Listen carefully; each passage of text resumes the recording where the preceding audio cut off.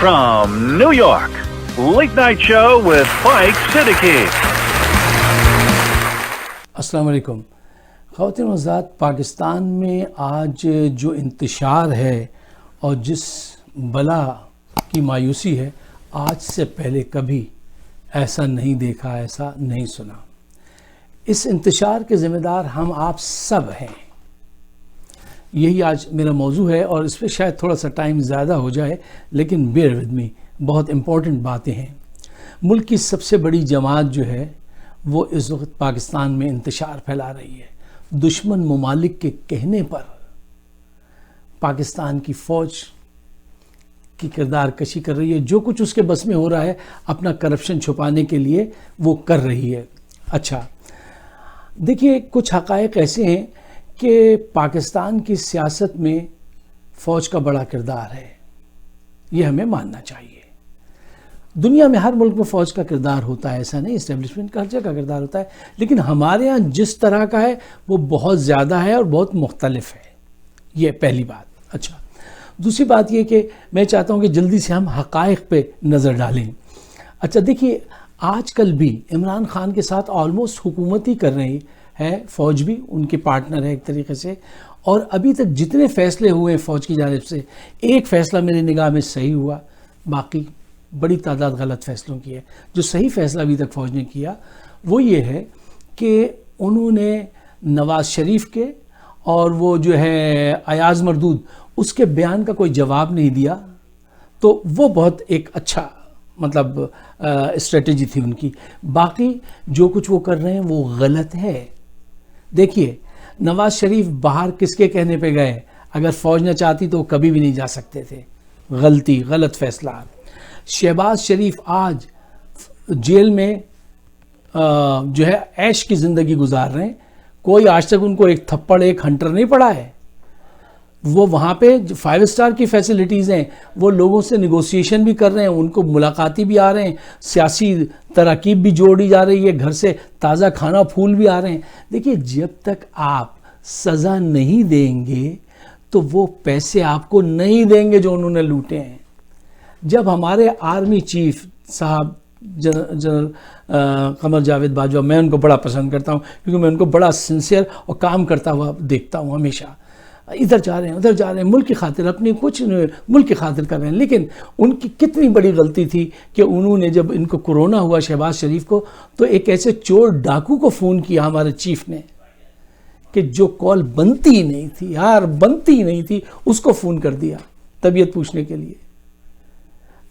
پورے سارے لوگوں کو میسج کیا پہنچا ہوا، جتنے ہزاروں کی تعداد میں جو کرپٹ اس کے ارد گرد ہیں، کہ یار کوئی بات نہیں، ٹیک کیئر کر لیں گے، کوئی نہیں کوئی نہیں.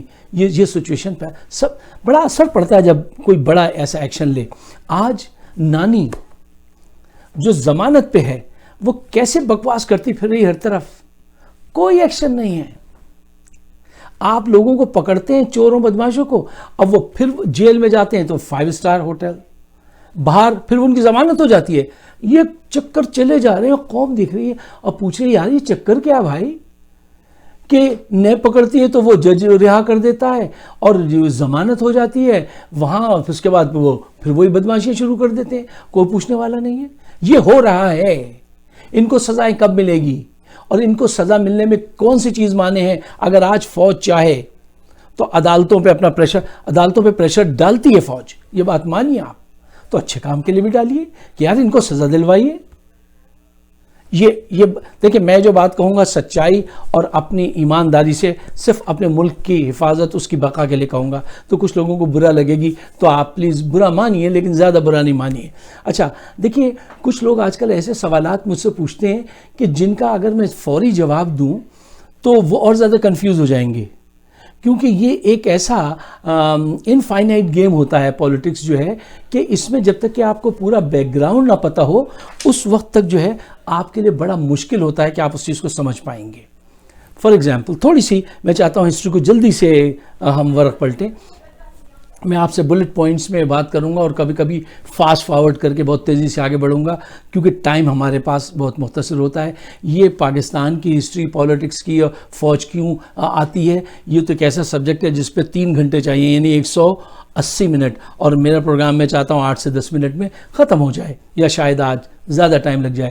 پاکستان کا بننا, قائد اعظم جو ہے ان کی وفات ہو جاتی ہے, پہلے وزیر اعظم لیاقت علی خان کو سازش ہوتی ہے, شہید کر دیا جاتا ہے. لیاقت علی خان کے بعد خواجہ ناظم الدین کو وزیر اعظم اور غلام محمد کو, ملک غلام محمد کو گورنر جنرل بنایا جاتا ہے, اور مشتاق احمد گرمانی جن کا نام لیا جاتا ہے کہ وہ اس قتل میں ملوث تھے لیاقت علی خان کے غلام محمد کے ساتھ, وہ وزیر داخلہ بنے. اچھا, اس کے بعد اب ذرا رکیے, پہلی گڑبڑ جو سب سے بڑی گڑبڑ ہے وہ کیا ہے؟ وہ یہ ہے کہ ملک غلام محمد, ان کی قبر پہ جا کے نا آپ اپنا شکوہ کر کے آئیے کہ انہوں نے کیا حرکت کی. انہوں نے حرکت یہ کی کہ ایک انتہائی معصوم قسم کے خواجہ صاحب تھے, اپنے وزیر اعظم خواجہ ناظم الدین صاحب, ان کو برطرف کر دیا, ان سے کہا استعفیٰ لکھو. وہ ایک لمبی کہانی ہے, وہ کہاں سے آ رہے تھے کیا ہوا تھا, انہوں نے ان سے استعفیٰ لے لیا. اگر خواجہ ناظم الدین کی جگہ اس وقت وزیر اعظم سردار عبدالرب نشتر ہوتے تو وہ بہت دبنگ آدمی تھے, ان سے ان کی ہمت نہیں پڑتی, لہذا ان کو شروع سے آؤٹ کر دیا, جبکہ وہ قائد اعظم کے بڑے ہی خاص آدمی تھے, بہت ہی عمدہ آدمی تھے, وہ بہت ہی ڈیووٹیڈ آدمی تھے. خیر, اچھا, اب خواجہ صاحب کی جب انہوں نے اسمبلی کو برطرف کیا, یہ بہت ہی اہم موڑ ہے پاکستان کی سیاست کا. تو خواجہ صاحب جو تھے وہ سپریم کورٹ میں جب مقدمہ گیا تو وہاں منیر نام کے ایک جج تھے جنہوں نے جناب غلام محمد کا پریشر مانا, اس کے کہنے میں آ کے اور جو ہے ان کی حکومت کو برطرف کہا. ٹھیک ہے, یہیں سے وہ بے ترتیبی شروع ہوئی کہ جو آج تک ہم بھگت رہے ہیں. کہتے ہیں نا, excuse me for a minute, کہتے ہیں نا کہ وہ اگر آپ نے بنیاد ٹیڑھی کر دی تو پھر ساری بلڈنگ جو ہے وہ ٹیڑھ رہے گی ساری زندگی. یہی ایگزیکٹلی ہوا ہے پاکستان کے ساتھ. اچھا, یہاں سے اب مصیبتوں کا جو دور انہوں نے ملک غلام محمد نے شروع کیا, اس کے بعد کیا ہوا کہ ملک غلام محمد کی تو ہو گئی طبیعت خراب. اچھا, ان کی طبیعت خراب ہو گئی. اس وقت میجر جنرل اسکندر مرزا اور جنرل ایوب خان جو تھے وہ آنکھیں لگائے بیٹھے تھے کہ ہم ان سے کیسے بول چھینیں. جی, ان کے پاس فریکوینٹ وزٹ کرتے تھے. اچھا, اب ایک وقت آ گیا کہ جب جنرل مرزا جو تھے انہوں نے ٹیک اوور کر لیا اور ان سے ریزگنیشن لے لی کہ میری طبیعت ٹھیک نہیں ہے, میں ختم کر رہا ہوں. لیکن وہ ایک آدمی پارٹی باز آدمی تھے غلام محمد, وہ ان کے بہت ہی مطلب بیکار آدمی تھے وہ. اور جو اسکندر مرزا صاحب آئے تو وہ تو انتہائی, ان کی بیوی جو تھی وہ ناہید مرزا, وہ قومی خزانے سے ساڑیاں بھی خریدتی تھیں, ہیرے جواہرات بھی خرید لیتی تھیں, خوب پارٹیاں ہوتی تھیں, وہ بس اسی میں رہتے تھے اسکندر مرزا. اچھا, ایوب خان سے بھی یہ چیزیں دیکھ رہے تھے. ایوب خان کے دل میں بھی بڑی چاہت تھی کہ مجھے حکومت ملے. انہوں نے جب ایک موقع دیکھا تو انہوں نے ان کے گلے پہ اپنی چھڑی رکھ دی اور کہا کہ تم یہاں سے چلے جاؤ, اور وہ وہاں سے انہوں نے لندن بھیج دیا. اچھا, اب یہ کیا ہے سارا سلسلہ کہ پاکستان میں ایک آیا, دوسرا آیا, تیسرا آیا, اور اس طرح پاکستان کی فوج کو اقتدار کا نشہ لگ گیا. پھر 10 سال تک حکومت کی ایوب خان صاحب نے. اچھا, ایوب خان جب حکومت کر رہے تھے تو وہ سیاستدانوں سے بہت ڈرتے تھے اور جمہوریت سے, اور ان کا ساتھ کون دیتا تھا؟ اب دیکھیں, میں بہت تاریخی بات بتانے جا رہا ہوں, اس کو ذرا خیال رکھیے گا. بھٹو ان کے ساتھ تھے, بھٹو ان کا ساتھ دیتے تھے. جب مادر ملت کے خلاف وہ الیکشن لڑے تو ان کے کیمپین کون چلا رہا تھا؟ جو اپنے آپ کو جمہوریت کا بہت بڑا کنگ بتاتے ہیں پاکستان میں, ذوالفقار علی بھٹو. وہ ایوب خان کے ساتھ, ڈکٹیٹر کے ساتھ کھڑے تھے, اور جو جمہوریت پسند خاتون تھیں ان کے خلاف کیمپین چلا رہے تھے, کیونکہ انہوں نے ان کو جو ہے اپنی منسٹر بنایا تھا ایوب خان نے. اور تو اور ایک موقع پر بھٹو صاحب نے ایوب خان کو خوش کرنے کے لیے محترمہ فاطمہ جناح پہ بد کرداری کا الزام لگایا کہ یہ شادی کیوں نہیں کرتی, اس سے پوچھو. جب یہ کچھ وہ فورن جرنلسٹ بیٹھے ہوئے تو انہوں نے جب یہ سنا تو ان کو بڑا افسوس ہوا کہ یار یہ اپنی مادر ملت پہ ایسی بات کر رہے ہیں, اور انہوں نے ایسی بات کی. اچھا, اب یہاں سے میں ذرا فاسٹ فارورڈ دباتا ہوں. پھر بھٹو کیسے آئے ایوب خان کے بعد؟ ایوب خان تاشقند میں شاستری جی کے ساتھ مذاکرات ہو رہے تھے. اس وقت جو ہے وہ بھٹو بار میں ان کے کان میں ایوب خان کے بار بار کہہ رہے تھے کہ یہ نہ کیجئے، یہ کیجئے، ایسا ہے ایسا ہے، بار بار انہیں ٹوک رہے تھے. اچھا، تو ایوب خان کو غصہ آ گیا. وہ کہنے لگے الو کے پٹھے خاموش رہو، بار بار مت بولو. اس دن سے ان کے دل میں بس ایک گانٹھ انہوں نے نفرت کی باندھ لی ایوب خان کے خلاف، جن کو یہ کبھی ڈیڈی کہتے تھے. انہوں نے کہا سر آپ ایسے نہیں کہیے، ان کے وفد میں کچھ لوگ ہیں جو اردو بھی سمجھتے ہیں. ان کو اپنی بڑی انسلٹ محسوس ہوئی اور اس کے بعد جو ہے وہ جو ہے خاموش ہو کے بیٹھ گیا. لیکن انہوں نے اپنے اندر انتقام جو ہے اس کا دیپ اس دن جلا لیا تھا. اچھا، فوج پاکستان میں اس کے بعد آپ دیکھتے ہیں کہ ماشاء اللہ لگا، لوگ اکثر کہتے ہیں فوج کیسے آ گئی. فوج ہمیشہ تھوڑے سے عرصے کے لیے آتی ہے، پھر لمبے اسپیل کھیل کے جاتی ہے. 10 سال ایوب خان کے، 11 سال 10 سال ضیاء الحق صاحب کے، 10 سال ان کے مشرف کے. اچھا، ہوتا کیا ہے کہ فوج اس وجہ سے آ جاتی ہے اور اتنا عرصہ لوگ سوال یہ پوچھتے ہیں یار اتنا عرصہ ٹک کیسے گئی، ان کے پاس کیا ہوتا ہے. دیکھیے فوج جو ہوتی ہے نا وہ بڑی پروفیشنل ہے ہماری، اور بڑی منظم. کسی بھی فوج جو ہوتی ہے وہ بڑی منظم ہوتی ہے. ایک پہلو نمبر 1 یہ ریزن ہوتا ہے کہ وہ اپنے آپ کو ٹیک کیئر کر لیتے ہیں، کیوں سویلین کی طرح ادھر ادھر نہیں دوڑ رہے ہوتے، بھاگ رہے ہوتے ہیں. وہ بڑے پریسائز لوگ ہوتے ہیں. اچھا، اور دوسرے سوشل پولیٹیکل ایشوز جو ہوتے ہیں سوسائٹی میں، ہمارے یہاں تو بہت سارے تھے، تو وہ ہمیشہ رہتے ہیں اور آج بھی ہیں. ان کو ریزن بنا کر فوج جو ہے وہ لمبی لمبی اننگ کھیلتی رہی. یہی 2 بنیادی پوائنٹ ہیں. اچھا، جب ہمارے سیاستدانوں کو جب موقع ملا تو انہوں نے پاکستان کا سیاسی کلچر جو ہے وہ کبھی ڈیولپ نہیں کیا، سیاسی ادارے کبھی ڈیولپ نہیں کیے. وہ صرف ایک ہی کام کرتے رہے، اقتدار زیادہ سے زیادہ کھینچو اور مال زیادہ سے زیادہ بناؤ. یہ دولت لینے کے لیے، لوٹنے کے لیے ملکی راز تک مختلف ممالک کو دیتے رہے. آپ کی MNA یہ جو ہیں آپ کے ممبر آف اسمبلی، اس میں میں پرسنلی جانتا ہوں لوگ جو برٹش اتھارٹیز کے لیے اور دوسرے دیگر ممالک کے لیے باقاعدہ وہاں کارروائی بھیجتے ہیں. یہ پولیٹیشنز نے آپ کا کیا.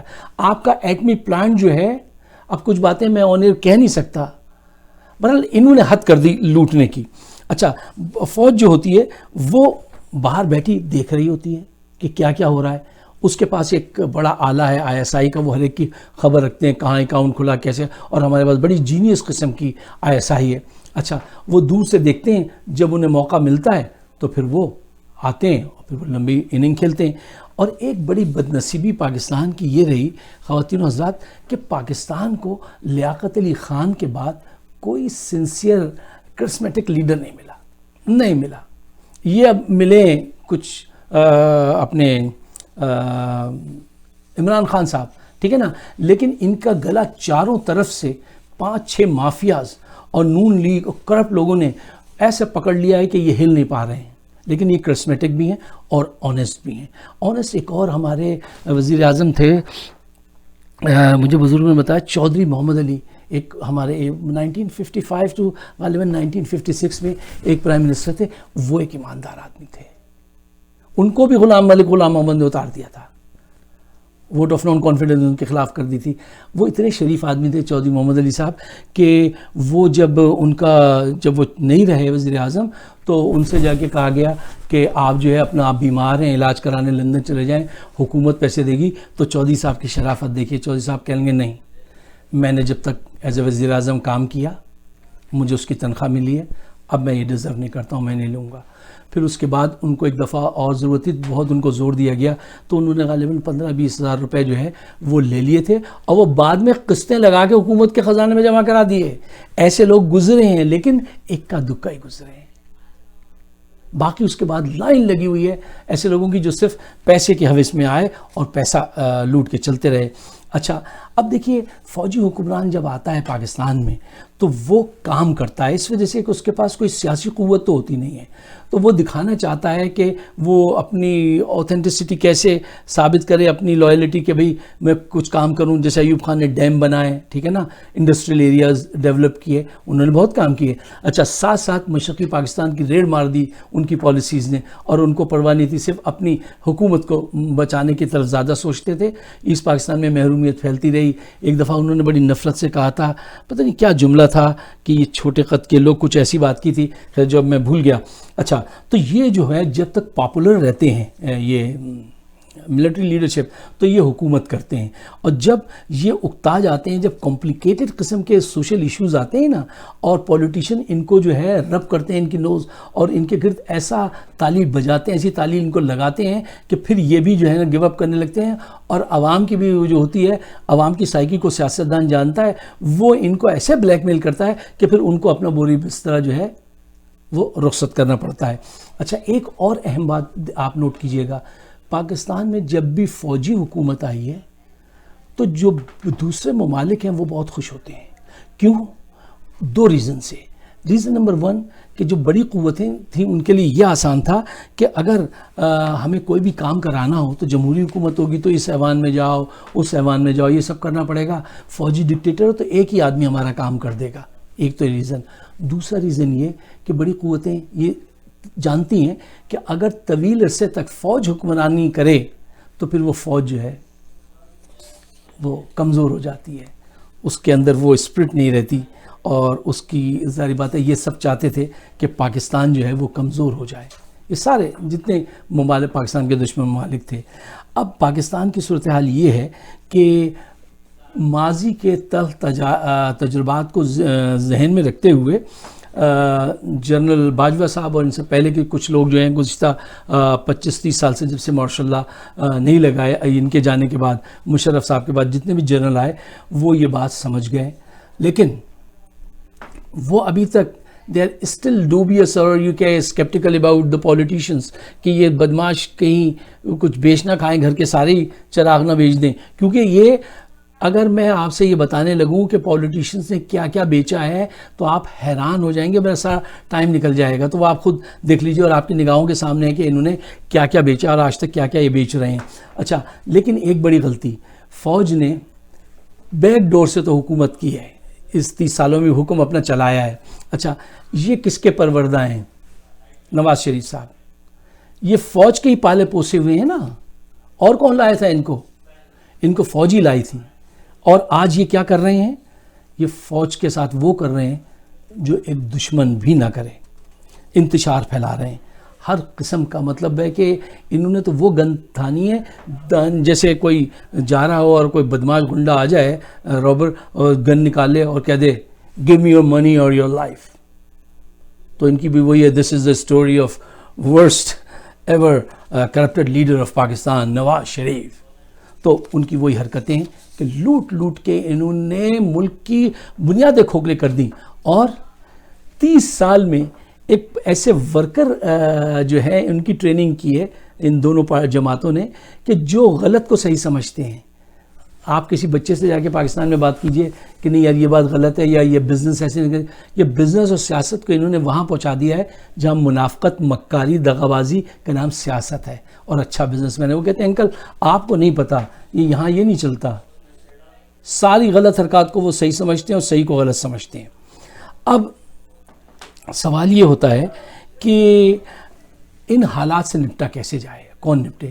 دیکھیے فوج جو ہے وہ آج کل بچا بچا کے اپنا دامن چل رہی ہے. اچھا، باہر کے جو دشمن ہیں ان کی پوری کوشش ہے کہ کسی طریقے سے وہ فوج کو جو ہے نا باعث شرم اور رسوائی بنا دیں پاکستان کی عوام کی نگاہ میں. اچھا، فوج کی غلطیوں کا میں نے آپ سے اقرار کیا، میں جانتا ہوں یہ غلطیاں ہوئی ہیں، لیکن پچھلے 30 سال میں یہ جب سے مشرف گئے ہیں فوج نے وہ کوئی ایسا کام نہیں کیا جو پولیٹیشنز کرتے رہے ہیں. فوج میں بھی لوگوں نے کرپشن کی ہے، میں مانتا ہوں، لیکن اگر اتنی کی ہے نا تو انہوں نے اتنی کرپشن کی ہے اور یہ ملکی راز بیچنے پہ آ جاتے ہیں، اور بیچے ہیں، ملکی راز بیچے ہیں انہوں نے پولیٹیشنز نے. اور عوام کی جو حالت ہے وہ آپ دیکھتے ہیں. اچھا اب اس موقع پہ فوج تو اپنی پوری کوشش کر رہی ہے کہ وہ جو ہے بچ کے چلے اور کسی طرح سے اس کو بچا لے, اور اب یہ بھی ممکن نہیں ہو رہا کہ وہ کہتے ہیں نا نہ نگلے بنے نہ تھوکے بنے. فوج کی پوزیشن اس وقت وہ ہے کہ عوام جو ہیں, اب یہ وقت ہے کہ عوام اٹھیں اور ان کرپٹ لوگوں کو ریجیکٹ کریں. کیوں؟ فوج بھی اب یہ دیکھنے لگی ہے کہ یار ہماری لہو کی بہار کب تک, مرتے ہم ہیں, ٹھنڈ ہو, بارڈر ہو, کچھ بھی ہو, اور اب یہاں پہ بھی ہمیں اپنا فرض نبھانا پڑ رہا ہے, اور عوام کو چاہیے کہ وہ سامنے آئے. وہ فوج تو کیونکہ اپنے بیک گراؤنڈ ان کا ذرا خراب رہا ہے تو وہ تو یہ شکوہ بھی نہیں کر پاتے. وہ کس کے, خالد علیق صاحب کا شعر ہے کہ مجھ سے تو وہ کہتا ہے کہہ کہ جو ہے سچ, یعنی اللہ تعالیٰ مجھ سے کہتا ہے کہہ کے جو ہے سچ, مجھ سے تو وہ کہتا ہے کہہ کہ جو ہے سچ, تم بھی تو کہو تم سے خدا کچھ نہیں کہتا ہے, تم نے تو دیکھا ہے انگاروں پہ میرا رقص, تم سے میرا نقش کف پا کچھ نہیں کہتا. فوج کہتی ہے یار ہم نے اتنی قربانیاں دی ہیں, دن رات ہم مر رہے ہیں وہ لائن آف بارڈر پہ, اور ہم اپنی طرح سے ان سیاستدانوں سے بھی نمٹنے کی کوشش کر رہے ہیں. ان کی غلطیوں کو, ان کی غلطیاں جو تھیں ایک اپنے نفس کے لیے تھیں, دوسرے آج جو کچھ بھی وہ غلطیاں کر رہے ہیں وہ پاکستان کو بچانے کے لیے کر رہے ہیں. کیوں؟ دیکھیے ایک خاص مزاج, ایک خاص سانچے میں ڈھلے ہوئے ذہن ہوتے ہیں فوج کے, اور ہمارے مسائل جو ہوتے ہیں وہ خاص قسم کے ہوتے ہیں. اگر فوجی ہر جگہ کامیابی سے پیچھے بیٹھ کے یا آگے بیٹھ کے گاڑی چلائے تو ساری دنیا میں فوجی حکومتیں چلتی ہیں. پھر نہیں, یہ صحیح نہیں ہے. لیکن ان بدماش چور ڈاکوؤں کے ساتھ جو گھر کا جو سامان ملتا ہے, جو زمین, جو پلاٹ, گھر کی کوئی بھی چیز ہوتی ہے جو بیچ کے کھا جاتے ہیں, ان کو بھی دیکھنا ہے. آپ اپنے ایمان سے بتائیے, اگر ان کو کھلے عام چھوڑ دیا جائے, ایک ذہن یہ کہتا ہے کہ آپ نے نشو نما نہیں ہونے دی. نشو نما تو ہونے دی ہے بھائی, 30 سال تک کیا ہونے دیا تھا, اور آج کیا حاصل ہوا ہے. تو اب گریجولی ہی فوج کو دور ہونا پڑے گا. عوام کو چاہیے کہ وہ سامنے آئیں اور اپنا کردار ادا کریں. آپ اگر میری بات سے اتفاق کرتے ہیں تو برائے مہربانی اس پیغام کو آگے تک پہنچائیے, تاکہ پاکستان کی ترقی میں, پاکستان کی بقا میں ہم بھی اپنا کوئی کردار ادا کر سکیں. میری ویڈیوز موجود ہیں فائق صدیقی شو یوٹیوب پہ, سبسکرائب کیجیے تو بڑی عنایت ہوگی. شکریہ, خدا حافظ.